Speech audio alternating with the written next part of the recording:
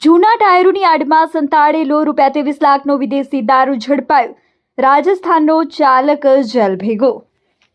રાજ્યમાં દારૂબંધીના કડક અમલ વચ્ચે બુટલેગરો અવનવા કિમિયા અજમાવી રહ્યા છે.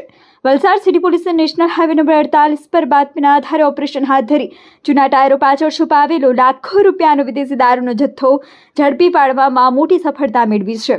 વલસાડ સિટી પોલીસની ટીમને ચોક્કસ બાતમી મળી હતી કે મુંબઈથી સુરત તરફ જતા એક કન્ટેનરમાં દારૂની હેરાફેરી થઈ રહી છે. આ બાતમીના આધારે પોલીસે ધરમપુર ચોકડી પાસે સ્વાદ હોટલની સામે વોચ ગોઠવી હતી.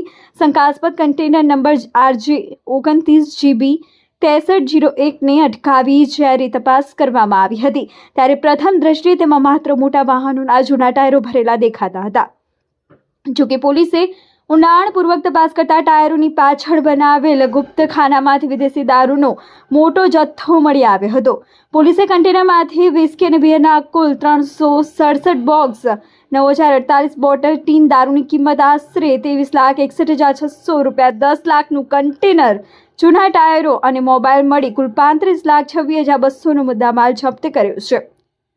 આ કેસમાં પોલીસે કન્ટેનર ચાલક પ્રેમરાજ કલ્યાણ ગુર્જર, ઉંમર વર્ષ 20, રહે સવાઈ માધોપુર, રાજસ્થાનની ધરપકડ કરી છે. પ્રાથમિક પૂછપરછમાં દારૂનો જથ્થો મંગાવનાર અને મોકલનાર અન્ય શખ્સોના નામ પણ સામે આવ્યા છે, જેમને પોલીસે વોન્ટેડ જાહેર કરી આગળની તપાસ તેજ કરી છે.